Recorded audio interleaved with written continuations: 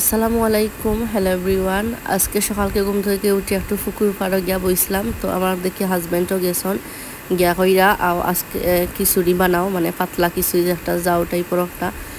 তো আমিও কইলাম খিচুড়ি বানাই। তো আমি কেন আইয়া চাউল ডাইল দইয়া পরিষ্কার করিয়া বুয়াইছি, রান্না প্রায় হয়ে গেছে। তখন আমার মনে হইল গড়ত কাঁচামরিচ নাইতে গাছ তনে কয়টা কাঁচামরিচ লই আই।